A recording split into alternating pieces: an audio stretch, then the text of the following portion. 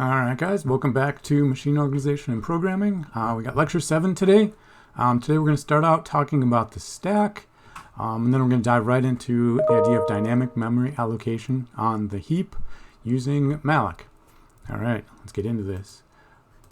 Alright, so first I just want to start with what's going on in the entire memory address space. So when you start a program, this is running, the operating system is going to give you a bunch of memory addresses that you are allowed to use. We'll talk later about how it takes care of all those details, but here's the idea. In that address space, we've got sections for a bunch of different things. So first thing that happens, address 0 is reserved. We talked about how that's reserved for, we use null for pointers, and because that address space is reserved, if we try and use a pointer that we haven't assigned a real value yet, it'll crash. So the operating system takes care of this. If we ever try and address the reserved 0 address, it's going to crash. All right, then when we load a program, it's got some code there, and those instructions are stored in this memory. And generally they appear at the top near the low numbers. I've got the big numbers down at the bottom, so it goes from 0 all the way to some maximum, however many bits I get. Then following that is the data section. These are going to be things that are constant in the code. Not the pre-compiler defined, hash-defined things. Those are replaced, but these are going to be like strings that we've assigned a value. They're going to be in this data space. Following that is the heap. The heap section is where we're going to have dynamically allocated memory. So if I want to just reserve a big chunk of memory and control it myself, that will happen on the heap. And then finally, beginning at the very bottom of the address space and moving up, we have the stack. And the stack is going to be the memory that's holds the local variable. Actually, hold on, I've got a, next couple slides. The stack holds the local variables, the return address, the return value, and parameters, stuff like that. I've got a picture of that in a second. So I want to point out, though, that one of the reasons that this is really important is there's a maximum stack size. I'll show you how to actually get that when I switch over to demo mode, but it's not very big. The heap is much larger and is a much better place to store large data structures. Okay,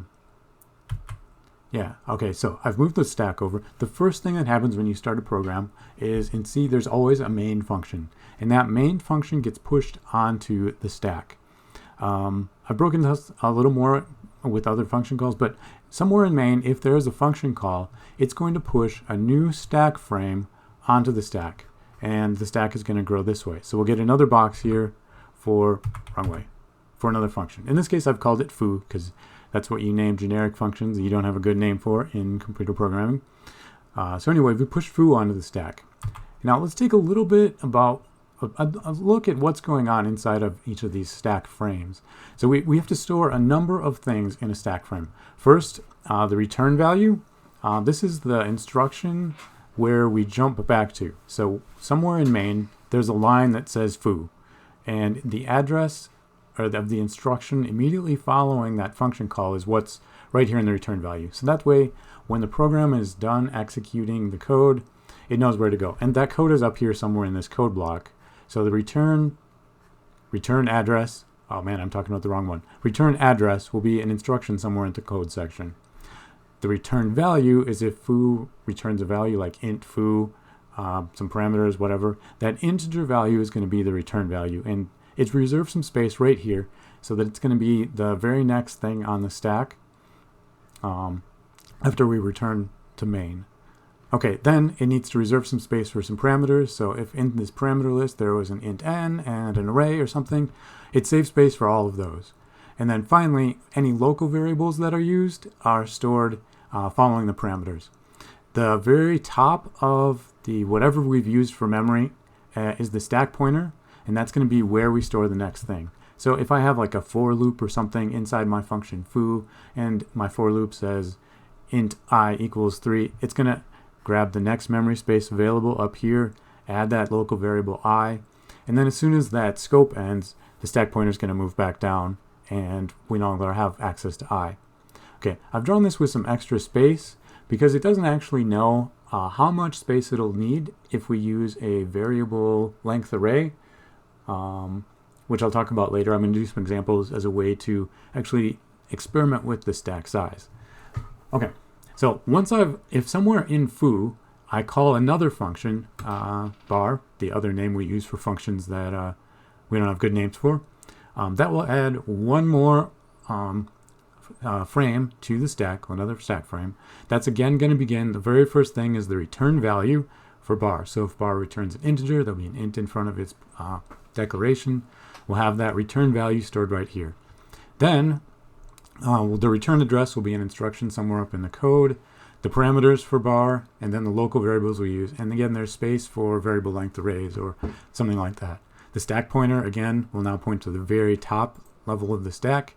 And there's a frame pointer, I didn't draw it in, that returns to the top of the previous function foo. So right there at the top of that, there'll be a frame pointer.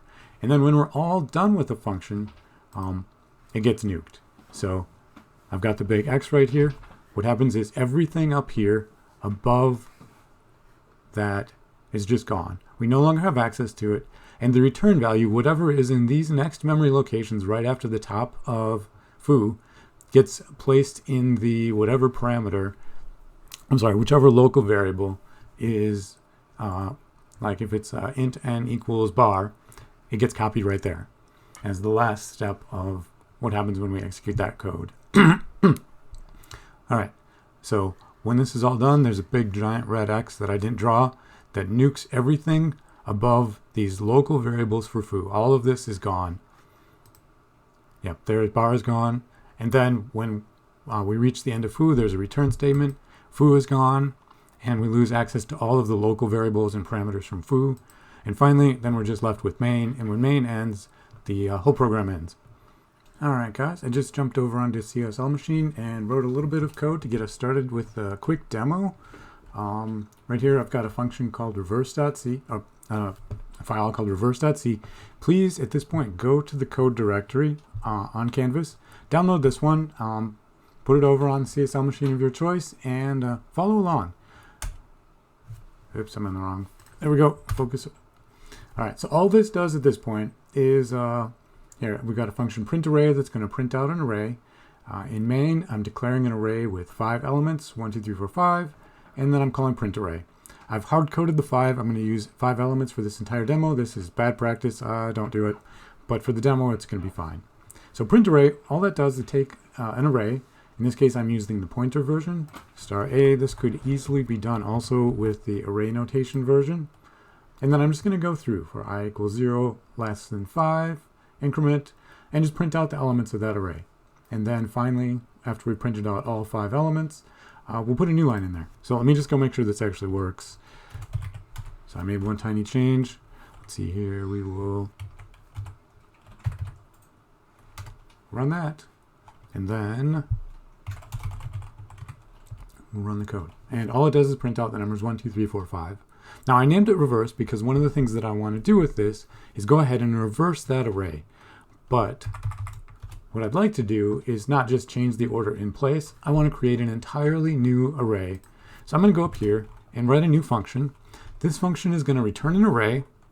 And the way we do that in C is to return a pointer to that array. Now I don't need a name for that right here. But int star creates a pointer. That's my return value. It's just like this would says void, or if I had something that returns an int, I would use int. Int star is a type. I'm going to name this reverse. And then it's going to take an array. So int a, we'll do that notion this time. And then down at the bottom, oh, you're in main, let's actually call it. So what I'll do is I'll have a pointer to an int. This will be my array. And that's going to be returned by the function reverse. And we'll just pass a to that.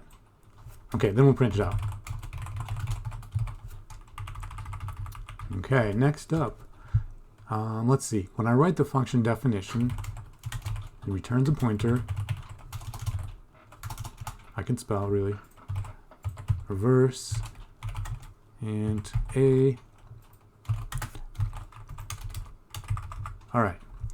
Now what I'd like you guys to do at this point is see if you can figure out how to do this. Go ahead, follow your gut instinct. What would you do in Java? Go ahead and write this function. And then, pause the video, go take 5 minutes and come, just give this some thought as to how you would approach this problem. And, then in a second I'll be right back, and I'll write my version and talk about the problems with the common way to do this. All right, so ready, set, go. All right, guys, I'm back. Let me go ahead and write down my version. So the first thing we're going to do is we're going to create a new array to hold these values. So the way I'm going to do this, int, call it R for result. It's going to have 5 members in it. So there we go. I've created an array. Now I need some counters.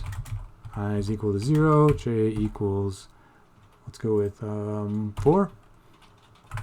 There we go. And now, while I is less than 5, I less than 5, all I'm going to do is say that R of I equals A of j. Okay.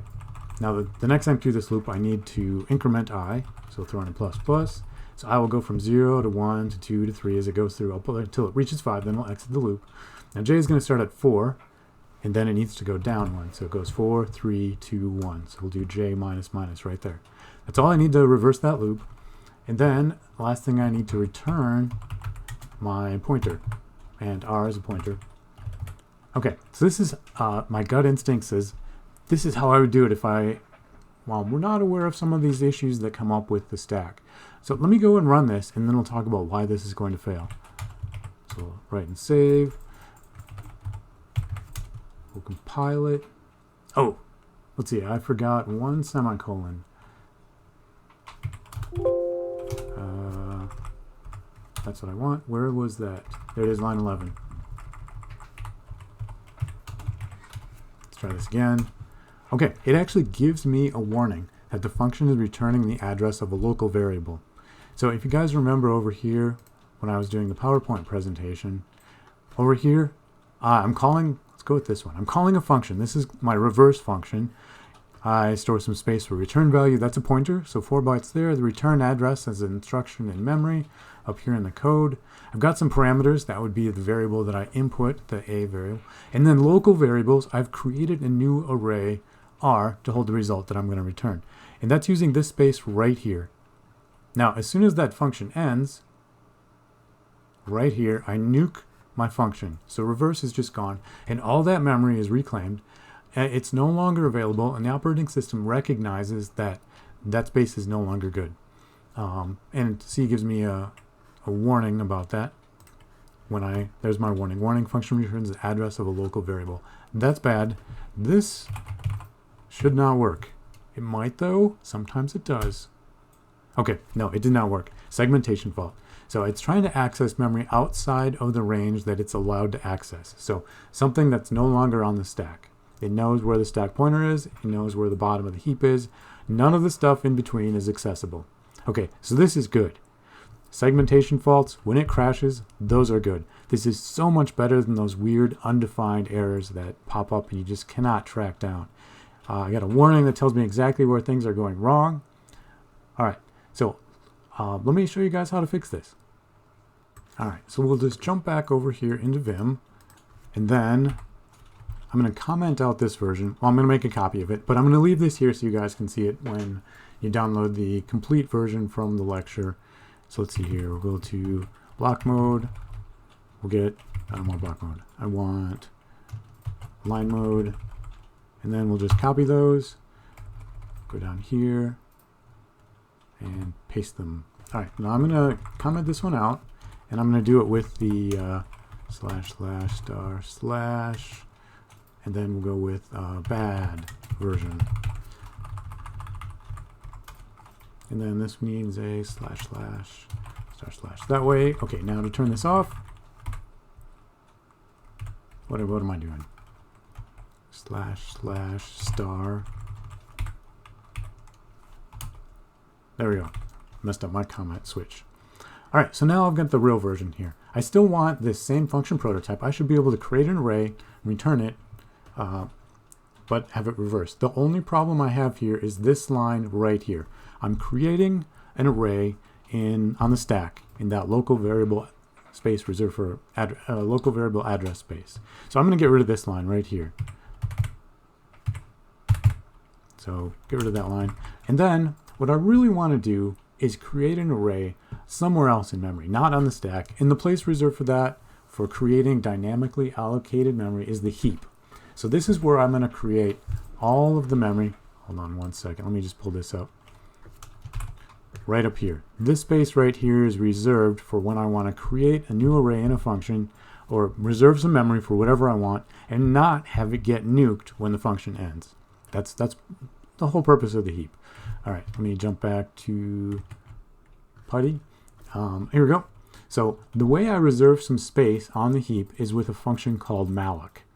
So here's the idea. There it is, malloc. This is just a function that reserves a bunch of memory. It's very straightforward. It returns a pointer to that space in memory. So this is going to be pointer to an integer. Gets returned by malloc. And malloc only takes one parameter. That's going to be how much space I want. So in this case, I need an array that reserves space for 5 integers. Now, the input value here is actually in bytes. So if I just put in 5, that will reserve 5 bytes. On this machine with 4-byte integers, that's enough for 1 1/4 integers. So pretty much always we use this sort of format for this, size of int. So that way I know it's 4 bytes on this machine, and I could put in 4 if I wanted to hard code this, but then it would not be good on any other machine that used more than 4 bytes for integers. And all that C does is guarantee that the minimum size for an integer is 4, but it could be bigger. All right, let's see, then I need a semicolon. There we go, size of, nope, I need another parenthesis too. Okay, size of gets parentheses, malloc gets parentheses.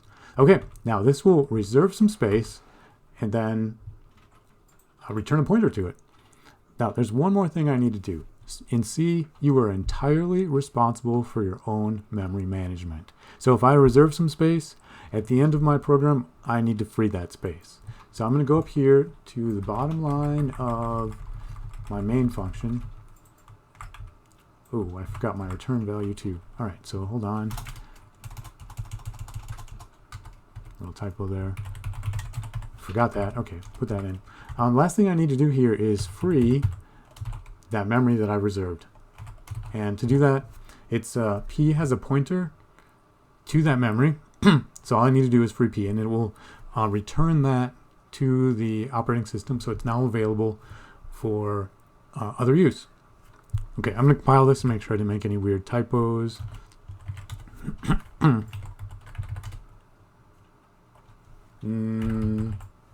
Lots of weird stuff. Hold on. Let's see that without warning. Implicit declaration of function free incompatible. Oh, I forgot to include standard lib. stdlib. All right, so let's go add that.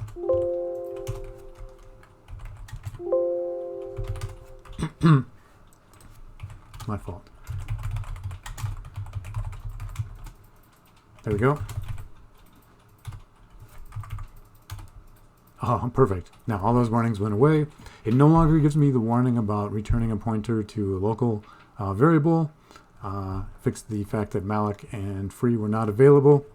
Okay, so now let's go ahead and run this and just make sure that it really works. Oh, excellent. Check that out, guys. So here's my original array, 1, 2, 3, 4, 5. That's A. And then I've created a new array in my function reverse and returned a pointer to that, 5, 4, 3, 2, 1. All right, I just want to pop back over here and take a look at this memory address space again. So when we called reverse, and gave it the local variable A from main, it returned a pointer to an integer. We called that P. This actually would have been in main, so I've got an extra line right there. Sorry about that. I'll fix it for next year. Okay, so when we called malloc, what that does is it reserves some memory space up here on the heap, 5, 4, 3, 2, 1. And this is now under our control. It's not going to get nuked when the stack frame ends. And somewhere in memory, it's created a pointer to this space that it reserved and returned that. So over here, it got stored in P star, and then I used it. So P star actually includes the address that was returned by malloc. So in that function, it was called R. I returned it. I renamed it P in main. So, and one other little detail here. When we're done, we called free to delete that. Now, it's got to keep track of how much memory do I need to return to the operating system. And that size is usually stored in the address right before the addresses that it's reserved for us. So there are a lot of issues because C does not stop you from accessing memory outside of the actual range of your array. There's no bounds checking. It's actually pretty easy to overwrite this if you accidentally, count down to -1. So this is the index before. It doesn't have to be there, but typically is. Or if you have a second array in memory and exceed the bounds, you'll be overwriting and then you exceed the bounds for this one, 543210. You'll be overwriting the size of that array. And all of these little things, the out-of-bounds errors, lead to huge problems when we're working with memory that we have taken control of. We're in charge of that. It's our job to not screw it up. And I was also going to mention that this malloc function is a lot like the new function in Java. Java uses new to create an object on the heap. It reserves memory for whatever object that is, an array, a tree map, something like that. Whatever, it's storing that on the heap. Okay, and then when we're all done with that, Java has a delete function. So new and delete are paired. When you're done with the object, you can delete it. Same way that free works here to say, okay, I'm freeing a pointer that goes to this spot. Look here to decide how much I'm returning, and then we're no longer using that. That's free. The operating system can reassign it as it wishes. All right, guys, next up, I've got another example here. Dynamic array 1. Go ahead, download this from the code section, pull it up, and follow along. The idea here is this is going to demonstrate that the stack is actually a very limited size. Okay, so I'm just going to run this dynamic. I'm going to switch focus back to Vim. No, back to CSL. Dynamic array 1 runs. All right. Dynamic array takes a number. Let's go with 5. Just to demo this, it's going to print out what num is, and then it's going to create an array of length 5 and initialize everything to 0. All right, let's take a look at the code. Vim. Okay, here we go. So including standard io.h because we'll print stuff, standard lib because we'll use malloc, and then we can see here in main, the very first thing, we're actually taking arguments from the command line, and it's verifying that there's exactly 2 of them. The first argument at index 0 will be the name of the program, and then the second argument will be how big the array we're going to make is. So, and if we screw that up, then we get this error message that I just showed you guys because I screwed it up, and it's telling me that I need to give it the number of elements. And then exit 1, I think I mentioned this last time, but exit is a lot like return, except that it is a system call instead of a function return. And when the system call runs, it doesn't matter how deep into the program we are. We could be in a function that called another function that called another function. It's just going to exit. The one here is an error code letting the operating system know that something went wrong. We can actually echo that error code to the console and see what it is. Maybe I'll demo that in a minute.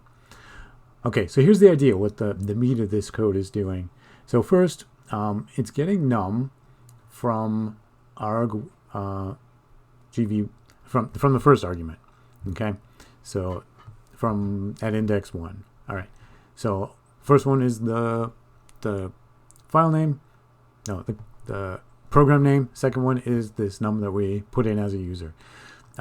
A to I stands for ASCII to integer conversion. So this is just going to take some string as an input in ASCII and convert it into an integer. So we'll assign that to an int. This is a decent way to do it here. There are better ways, but this gets the job done. But it doesn't deal with a lot of the weird situations that might come up. Okay, anyway, then we're just going to print that number out to make sure we didn't screw up. Okay, we can see that it's there. And then we're going to create what's known as a variable length array, VLA, just like this. So up until about C99, exactly C99, during that revision, you had to use constant numbers in order to declare an array. So either a literal, like I could stick the number 5 in, or if I were using a variable, it had to be declared const so that we couldn't change it.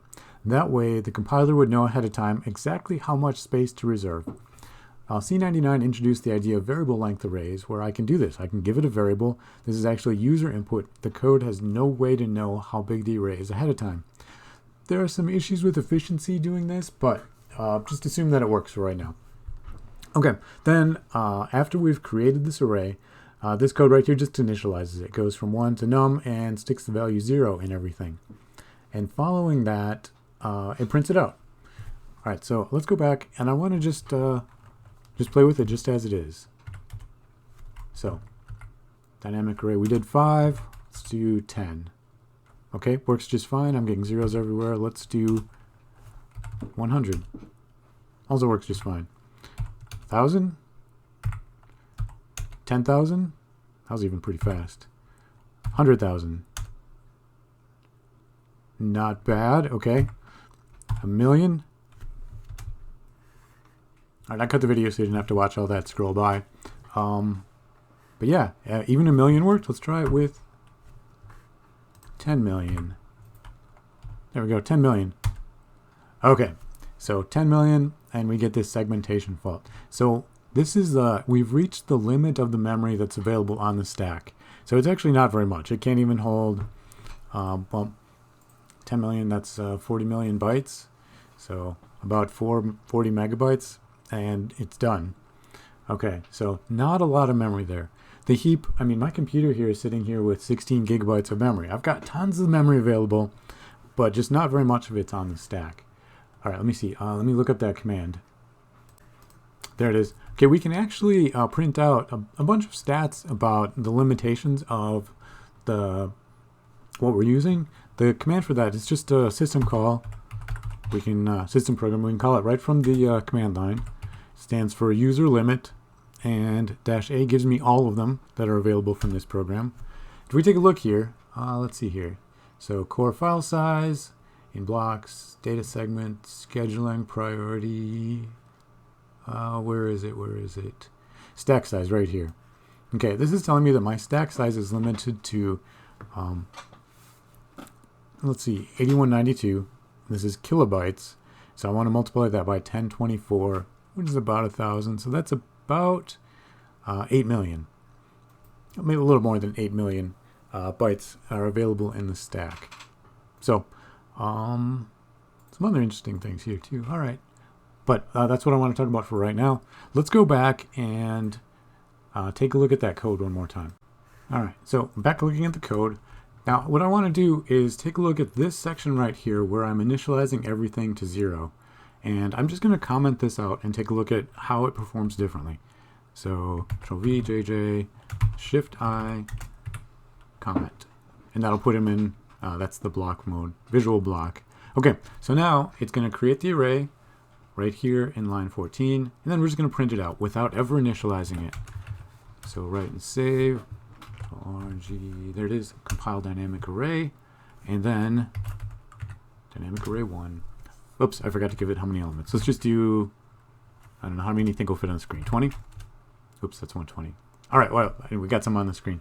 Now, before we had initialized everything to 0, and I just like to highlight that there's a lot of garbage in here. Everything is pretty much initialized to some sort of random number. That's likely because as a user, I've been using the machine for quite a while today, actually, and yesterday. I don't ever think I logged out. And so I've been using this memory, and I put lots of different values in it.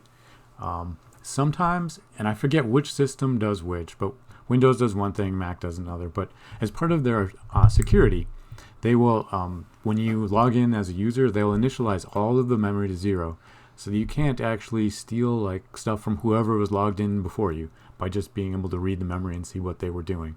So a lot of times when you log in, you will see that everything has been initialized to 0. And by making the assumption that it's already been initialized to 0, you can be in big trouble later when you find out that it's actually, 80 million instead of 0 like you expected. Or even something negative if you expected, a positive number. So C does not take any extra effort to do anything for you. If you want it done, you've got to do it yourself. It doesn't initialize anything. It doesn't check bounds. Those are your responsibilities as a programmer. And the number one reason for that is speed. All right, that was my timer. I got to go to office hours. I'll be back in a second when, a second for you guys. Be back in an hour to finish up this lecture. All right, guys, I'm back from office hours. And I've gone ahead and made just a few changes to that code we were just looking at. And I renamed it Dynamic Array 2. So when you download it, this will be the file you're looking at. So from here, let me just walk through what this does. So I've got my in main. I'm grabbing arguments from the user. And again, this is just going to be the number of elements. And turn that back into a string into a number. And then instead of just creating a variable length array, we're actually going to use malloc and create an array on the heap. This is the best way to do this.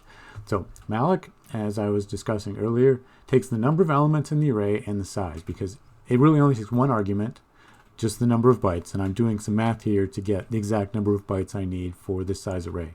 And it returns a pointer. Now, I think I mentioned before that using pointers that have been not allocated correctly can be very bad.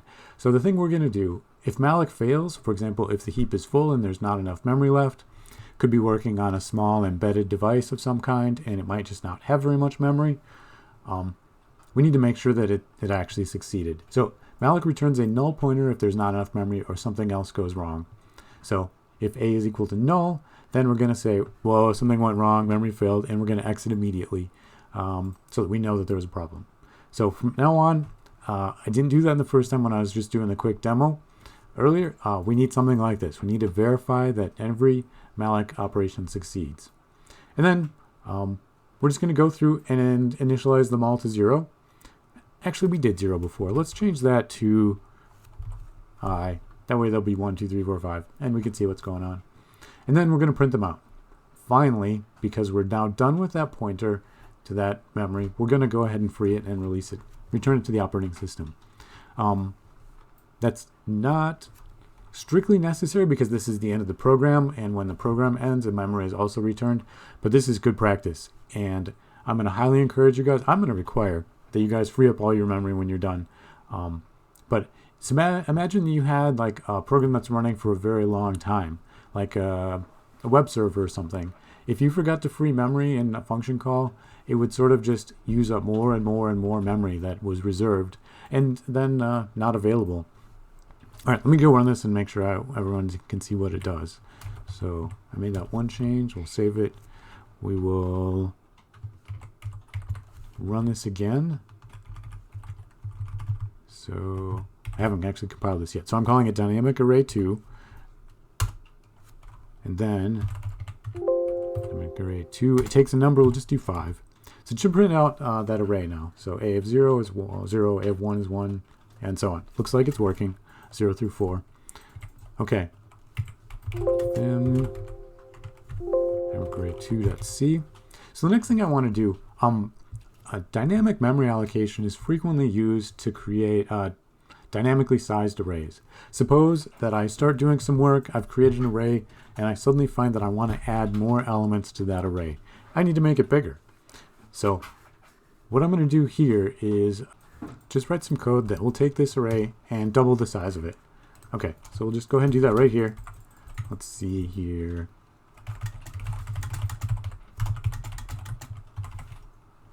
I'll check that out, automatically filled in.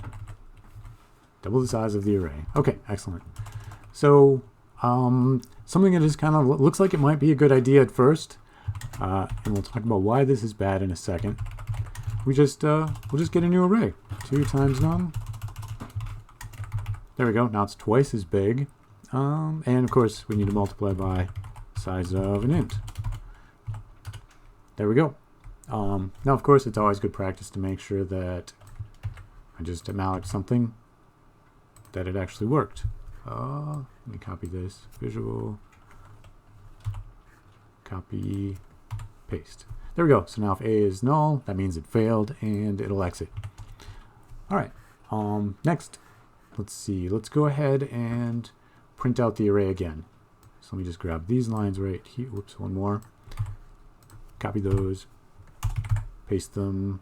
There we go. And now we actually made the array twice as big. So I'm going to make one more little change right here and just print all the way up to twice as big. Right, and save this. And then I need to compile it and see where I made all my mistakes. Okay, we'll do 5 elements again. All right, excellent. So 0, 1, 2, 3, 4. That's my original array. And now I've got all these zeros in here. All right. So it's twice as big. Definitely, it's printing something out. Let's go take a look at the code. There's two real problems right here that we're about to run into. So we'll go back over here.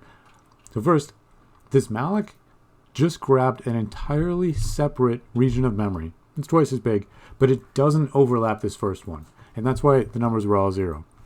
There's also no guarantee that those numbers will be 0. We did nothing to initialize them. So it's just weird random luck that I hadn't used that memory before. They're probably initialized to 0 by the operating system when I logged into the machine. And just hadn't happened to use that spot yet.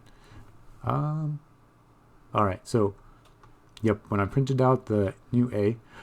So the other problem is up here at the very top, this malloc, the very first one, reserved space for 5 integers. And that's a pointer there. So in memory, like the one memory the spot right before this is how many bytes that are belong to this block that we reserved.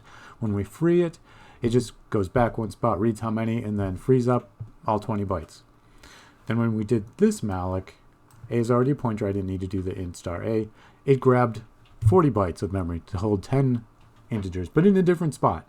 And I no longer have access to the pointer that was pointing to this memory up here. This now points somewhere else. So I don't actually have a pointer anymore to this memory. So I can't go back and free it. I can't release it.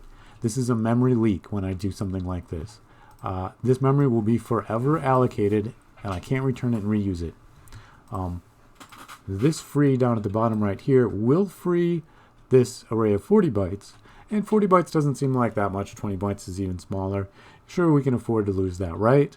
The problem is if the code runs for a very long time, and this happens over and over and over again, like a web server, or actually I guess my favorite story, and I'll go ahead, this is a side, if you want, you can skip ahead a minute, but the guy who used to teach graphics here, he's moved on, he's at a different school now, would have students write a graphic program that just did an animation. It was a train that went around a track over and over, like a roller coaster. So you would do this animation for your final project. And then when you turned it in, you just had to go to his office and run the code, and he'd watch it. But then he would make small talk. And he would just let your train go around the track over and over and over. In computer graphics, all the little triangles needed to describe how things look do take up a lot of memory. And if you had any mistakes in your code, any memory leaks, during, a 20-minute conversation, your laptop would run out of memory and it would crash. And then he would try and get you to explain why your code crashed. So, all right, that's the end of the story. It's important to free all of the memory you use. All right, so this is not a good way to do this. I'm going to actually put a little note right here. This is bad. Okay, and then I'm going to comment this out. Let's see, how do we want to do that? Oh, the other thing, because I've lost that pointer to the initial, here, this is where I initialized everything, right here. I no longer have a pointer. A doesn't point to the right spot, so I can't go back and copy all of the old data that was there and just add new stuff. I've just completely lost all of my old data. I now have an array that's twice as big. So I guess this really has all kinds of problems. All right, so get rid of that, Control V. All right, there we go. That is now gone. So we need a better way to do this. So I was just thinking about this. What I'd like you guys to do is go ahead and pause the video and see if you can write some code that does this a better way. The secret is that we don't want to allocate the new memory to A like we did right here. We need a new pointer. And then we can copy the data from A over to the new pointer. In my demo, I'm going to call it P, so if you want to use the same number, that'd be great. And then we can free A when we're all done with it. And if we want, if we still want it to be named A, we can actually, after we do that, reassign P to A. So pause the video, go write this, see how it looks, and then you can come back and look at my solution. Actually, I don't think this will take very long. I'll just go ahead and write it right here on camera. Better way to...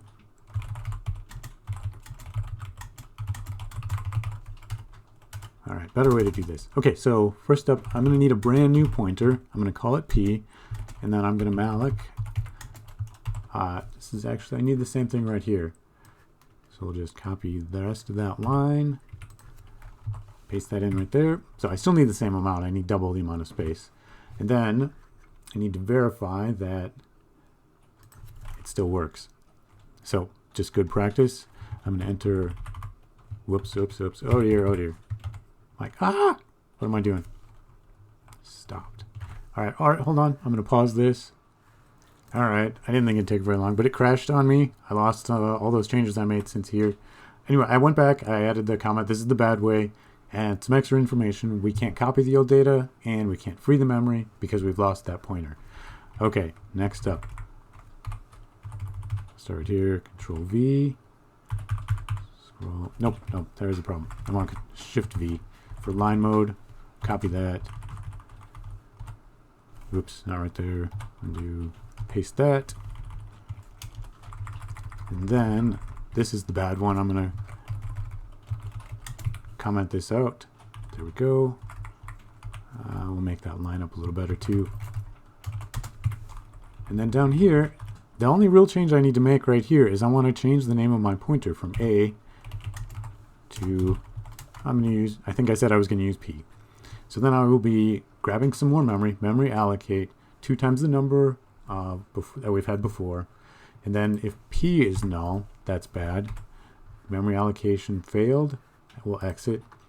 And now from here, I can do a couple things. I can, I still have access to the old A, so I can copy the data over. So for int I equals 0, I less than num, I plus plus, and we'll just say that P of I, and remember pointers can be accessed just like arrays, is equal to A of I. So that'll copy this data over for the first num members of that set. And then once at this point, I'm completely done with A. So I can free A. All right, perfect. And now I'm not going to change the code further. I'm doubling the size of A. So I can just say A is equal to P. And that will take the value of P. This is the memory location where the bigger array starts, and reassign it to the variable A. And now I can go ahead and print out A. And then when I'm all done, I'm going to free A again. And remember, it doesn't matter what I called it. I actually have 2 pointers that point to the exact same location, the start address of the bigger array. I could use P here. I could free P or I could free A. Either one of them will work. So let me just write and quit. Then we will run this again. Oh, and I forgot. I missed a semicolon. Okay, timeout. Where was it? Right there. And now we can run this again. Dynamic array 2, and we'll give it 5 elements again. So now we should see that we get 0, 1, 2, 3, 4. That was my original A up through there. And then I've doubled the size of the array, and I've got 0, 1, 2, 3, 4. All right. And again, these last 5 values in here, for 5 through 9, they started 0, but that's likely the operating system cleared the memory, so I couldn't spy on whoever was using the computer before me. But they are not allocated to 0 by C when we run the code. They're just left unallocated. All right. Part of the lecture I wanted to talk about was common errors using malloc. And the one that just jumped into mind, I want to do this right now because I just had some code that would be a perfect example of this. This is error number 4, the double free. So let me jump back over to that code real quick. There we go. Oh yeah, and I made a copy. I'm looking at dynamic array 3 so that when I post this online, you guys can see this change I made. But right now it's also still in dynamic array 2. Okay, so down at the bottom here, I'm freeing, let's see, yep, right here. So at this point, I'm freeing A, and then I'm reassigning A, and I'm freeing A again. So this is that first block of memory with 5 elements. I totally free that, it's fine. I only had 1 pointer to it. This free, the pointer was reassigned to that block of 10 elements. So that's a different location of memory. I can completely do this again. They are different memory allocated read blocks by malloc. The temptation is to do something like this too. Free P. Either one of these will work. A points to that block, P points to that block. They're the exact same value in memory. However, doing both of them is bad. So once I've done this first one, free A, it traces to the first memory location. It goes back one to figure out how many to free up, and then frees them. They're available now. They can be reallocated to other things. This P right here, however, points to that exact same memory, but it's no longer allocated. So when I free it, it goes back one. This could be a completely different number because C is going to reuse that memory for us. And then it could just be a random piece of garbage. It could be an enormous number, and then it's just going to go back and free an enormous quantity of memory, and we're going to have all kinds of problems. These double free errors can be really deceptive, and they can be hard to track down. It generally results in what's known as indeterminate behavior. All right, quick vocab lesson. Let me pull up a web page real quick. All right, I do feel it's very important that I do my best to teach you guys all of the relevant vocabulary and how to pronounce words as to the best of my ability. So nasal demons are I can't even say it without laughing. When the compiler encounters a particular undefined construct, the quote from this particular user group was, "It is legal for it to make demons fly out of your nose." There's the quote right there, highlighted it. The implication is that the compiler can choose some arbitrarily bizarre way to interpret your code without technically violating the standard. So if I'm got an undefined construct like a pointer to memory that's not been allocated or a double free or something like that, the compiler can do very weird, bizarre things. And someone followed up with and called this particular quote nasal demons, and it stuck. So anytime you see this, if you're looking for help online, they're referring to reference to memory that's not actually been allocated correctly, and weird things happen. This is also undefined behavior. All right, I thought I'd just skip ahead to this piece right here because I've been talking about initializing the memory a little bit and how C does not do that for us. So this is the man page for malloc. I just pulled that up. And right here we can see that malloc returns a pointer. It's actually technically a void pointer. And when we assign it like int star equals malloc, it changes that void pointer, which is a pointer to absolutely anything. They're just giving us a block of memory. We're telling it that we're going to be using that pointer as an int pointer. We could do it for whatever we want. Okay, then this one just takes a number of bytes. Size t is just a parameter used to, it's like a type def for int or long or something like that. I don't remember which one, but it means we're going to be giving it an integer. Okay, the one I wanted to talk about now is calloc. The C stands for contiguous allocation. This is the one that goes back and will initialize all of the members to 0. It actually takes different parameters. So again, size t is going to be some kind of integer. It takes the number of members and the size of those integers, and then it's going to multiply those together for us to figure out how many bytes to use. So let me go back and let's see here. Q to quit. There we go. And show what this would look like if I were to use this instead. So right here when here's a good example. When I'm calling malloc, this is just going to be giving me a block of memory that's unallocated. It's not going to do anything. If I were to change this, so replace that with a C, I'm creating 2 times the number of elements. Then I need to replace the star with a comma. So this first argument will be the number of elements, and then I need to give it the size. So I'm still going to use size of int. It's just going to do the multiplication on the inside for me, so I need a comma to separate those. This is exactly what I would do. That's most minor of changes to the code. The downside is it's going to go ahead and do a giant loop that goes through and loops through all the data and sets it to 0. And the next thing I do is use a loop to go through and set it to what I really want it to. So my advice is if you don't need to use the calloc version, go with malloc. If you know that this is going to be fine, you want it, it might save you a few lines of code where you do your copying. But in general, this is far less efficient than malloc. All right, and while I've got the page for the malloc manual open, I also want to introduce the idea of using this function right here, the realloc or reallocate. This is going to take 2 things. It's a lot like malloc. The size is going to be the number of bytes we wish to allocate. So we'll need to use the number multiplied by size of int. And it also takes a pointer. This has to be a pointer that was previously allocated by malloc. So it only works with malloc pointers. If I just create a generic pointer and pass it here, it will not work. So make sure that this is you're actually reallocating array. So this is a way to change the size of the array. Here, let me actually scroll down a little bit when you take a look at the directions. So it changes the size of the memory block pointed to by the pointer. So I pass in the pointer. It's basically going to take a malloc pointer, get a new pointer for us, reserve that much memory, copy over all of the data from the previous pointer, and then free it. So this does all of that work that I just did all in one line.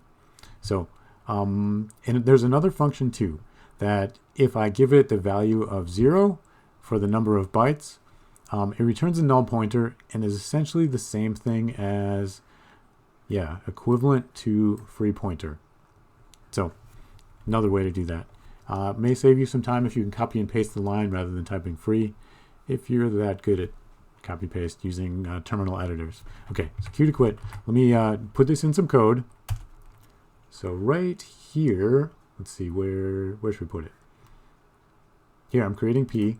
We'll do it right here. So realloc. This is how much space I need. The pointer I wish to reallocate is A. And then if P is null, that means something went wrong. And now this copy is already going to be done for me. And A is already going to be freed. And did it return a pointer? I believe it did. I don't remember. Let me go take a look. All right, I just pulled this back up and looked at the return value for realloc. Let me go ahead. It's right here. This is the phrase I'm looking at. But I think it might be easier to read if I don't highlight it. So it's telling me that realloc returns a pointer to the newly allocated memory. And it's going to use the same pointer, the same memory, if there's enough non-allocated memory that it can just like say, okay, make the space bigger. And then it's going to use the same location, and it doesn't need to do any copying. So this will actually be faster using realloc than doing it the way I did, if there's memory that I can just, if it can just change the number of bytes reserved. And it's not going to fill in any of the things that's not reserved. It's just changing like that one number right in front of the array that's telling it how big this allocation is. And if it does need to move, if there's not enough room, it'll find new space in memory where there is enough contiguous bytes in a row for this, and it'll return a pointer to that new spot. So let me jump back over to my code. So quit, pull this back up again. So I was just reallocating, and instead of using P, I'm going to go with A. And then A failed if that happens. Okay, now this will take care of the copying for me. I no longer need to do this. And I don't want to do this yet. I don't want to do that anymore. I don't have a P. And then, let's see here. Yep, this should print out everything. And now I want a free A. I don't want a free P. So let me just make sure that I don't have any typos when I post this online.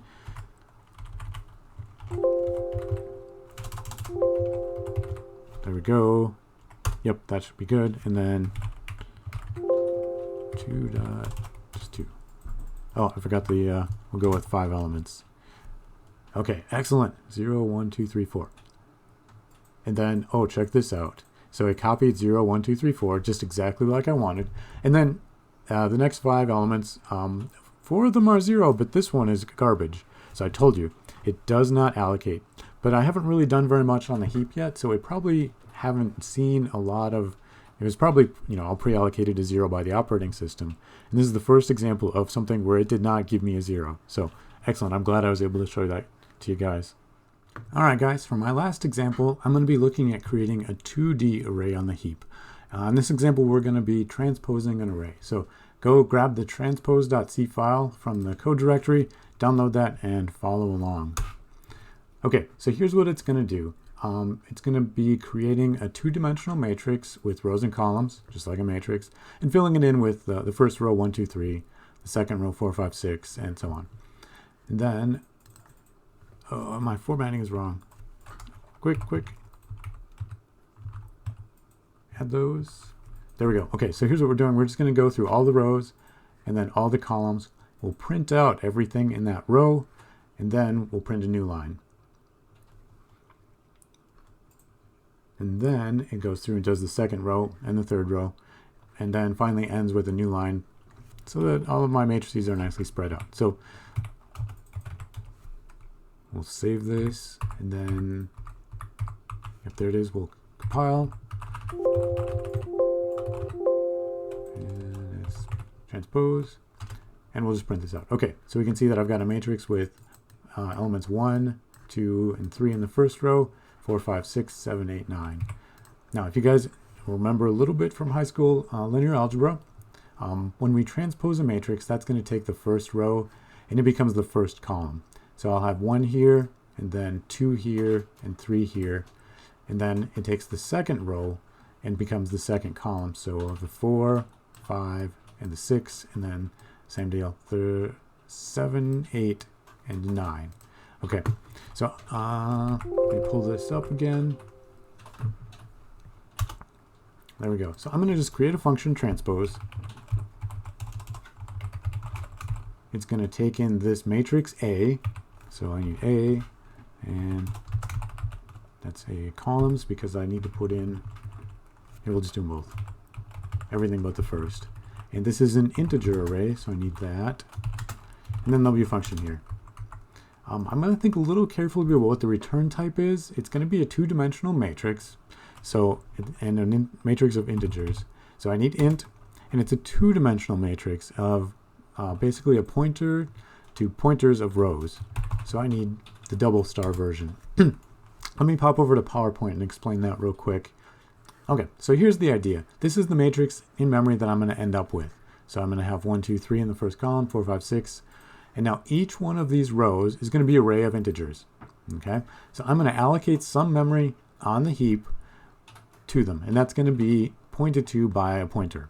Okay, the second row here is going to get a pointer. The third row gets its own pointer. All right, each of these pointers I'm also going to store in an array. So I'll have a pointer to row 1, a pointer to row 2, and a pointer to row 3. And this array will get a pointer, and I'm going to call this one P when I get to the code, pointing to the very first element in this array. So I need 2 stars because I've got 2 levels of indirection, or 2 levels of pointers to get to this data right here. So if you get stuck trying to figure these out for two-dimensional array problems on the next homework assignment, it can be very useful to draw a picture like this and then just count the arrows. Okay, so let me pop back over to Vim, and we'll go ahead and write this. So let's see. First thing I need to do is create that array. So it's going to be a double star pointer, and I'm going to malloc that first. Let me point. So this array right here. First thing I'm going to do is create this array on the heap using malloc. So there we go, malloc, and I need, let's see, it's going to have rows, and then I need to give it how many bytes it needs. So size of, ooh, here's a question for you guys. What do I type next? What do I need the size of? Is it the size of an integer? No, it's actually the size of a pointer. And I'm going to definitely do it this way with int star, because the machine I compile this on, or the way that I compile, changes. I know that a pointer on a 32-bit machine takes up 32 bytes. A pointer on a 64-bit machine will take up 64 bytes.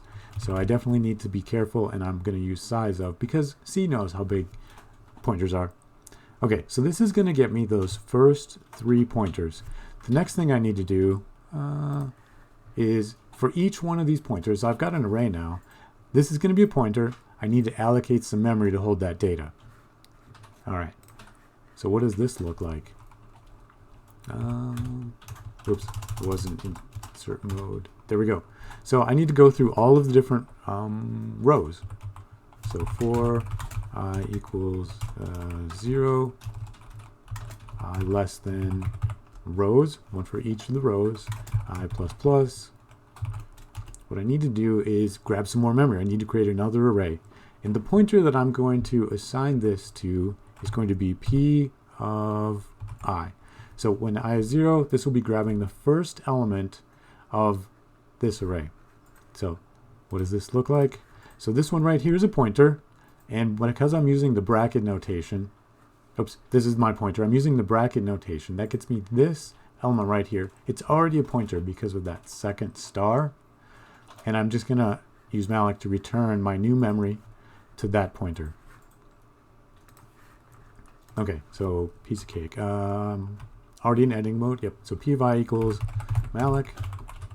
Oh, in this case, I'm making enough entries for the columns. So we'll do columns, and that's going to be times size of. Now, in this case, it's not a pointer anymore. The actual data values are going to these numbers. So they're just going to be integers. So size of int. All right, that looks good. All right, so this, like these 3 lines here, will give me enough space to fill in. Check it out. To declare that array down here took that much space. So doing it on the stack was definitely easier, but on the heap, it gives me the ability to create this data structure in on the heap. All right, next thing I need to do is just fill this in.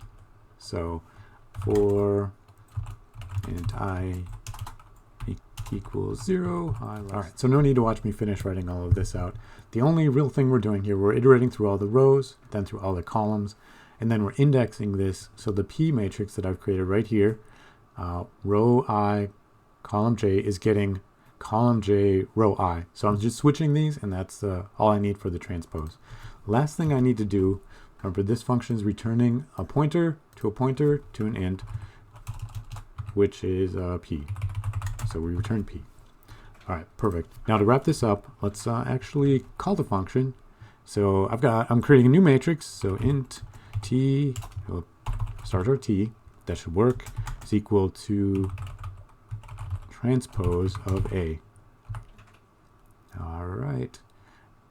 Okay, so that should make this. Now let's just go ahead and print this out. I'm just going to copy and paste. Should be, whoops, it wasn't in command mode. Copy this, paste it. Whoops, I didn't mean to do that. Undo, down 1 line, paste it. Right there. And then instead of printing out A again, this is going to be my new matrix T. And the new matrix T. All right, let's go find all the mistakes I made. Oh, check that out. I didn't make any mistakes. All right, that can't possibly be real. Let's see if it produces the right answer. Oh, looking good. Okay, so here's my original matrix with 1, 2, and 3 in the first row. And then that new matrix, the transpose, has 1, 2, and 3 over here. All right, second to last thing that I want to talk about today is what's going on right here, this Pij. I've got this double pointer to an integer, P. I'm accessing it with index I and J right here. That works great. But I think this is the part that I really confused people on from the last lecture, where I was trying to talk about how C gets from that pointer to where it needs to go. Okay, so here's kind of the idea. I'm going to break this down into a number of steps, and we're going to actually address getting to element 1, 2. So row 1, column 2. That's all the way over on the right side. It would be the 6 would be that value of matrix A. Okay, so here's what's really happening. I'm going to break this down into a number of steps. So to get to this position right, oops, it's an 8. Row 2, row 1, column 2 is the row 0, row 1, row 2. So this to get to that 8 right there. First thing I need to do is get to this second row. And I've got the address of P. So this is the starting address. So when I follow this one with the star, okay, I need to add 1 to that to get to this position right here. So let me go put that in some code.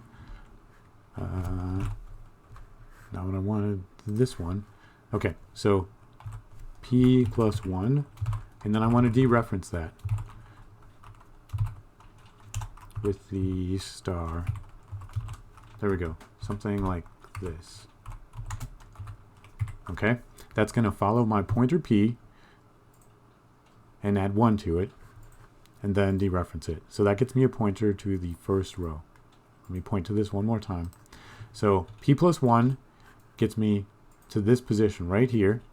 It's basically taking an address that's in here, because P is an address, and incrementing it. So now I'm at this address and dereferencing it. So that will give me this array over here. Okay, next thing I'm going to do is I now have the address of that row. I want to move over 2 positions on that row. So let's see. I want to move 2 positions to the right. And then I need to dereference this to get to that actual data that's in there. So I'm going to just put some parentheses around this. And this should be adequate to get me that 8. All right, just to show you guys, I'm going to go ahead, copy this line right here. I'm going to put this in my loop.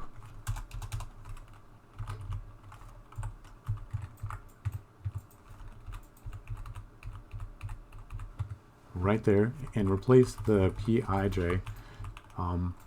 So this was the work I did to get there. I'm going to go ahead and leave this in as a comment. There we go.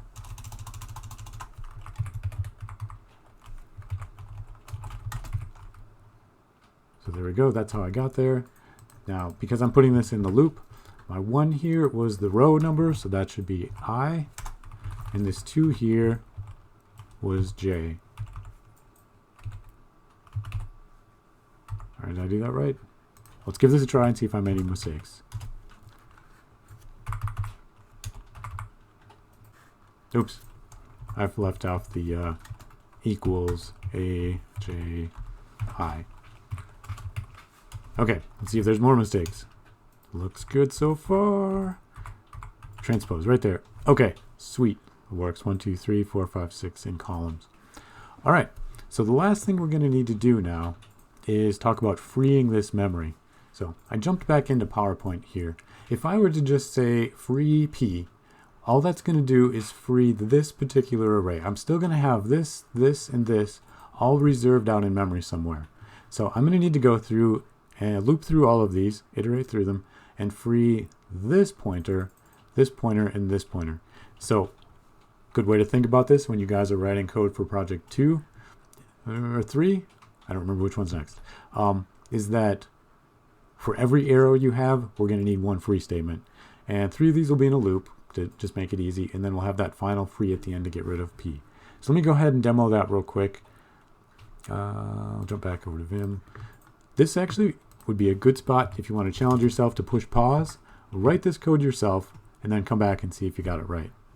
So in this case, in this function, I was creating P, and then I passed it to T. So what I really need to free here is T. So I'm going to use a loop to start off with. So for int I equals 0, I less than, I had 1 pointer for every row, so rows I plus plus. There's my loop. What I want to do is free, and this is going to be T of I. Okay, and once that's done, I've now freed all 3 rows, free, and we'll free T. And that will clear up the array with the pointers to those rows. So that's all I need to do at the end. It's just 3 lines. We'll clean that up a little bit. We'll save it, and we'll make sure that I didn't break anything before I post it online. Nope, looks like it still worked. All right, great. That's going to do it for me today. Hopefully I'll be able to get this video out really pretty quickly. It does take quite a while to render these, and then YouTube does their thing to change it to standard definition. So hopefully you guys won't be too angry with me for being late. Anyway, have a great day.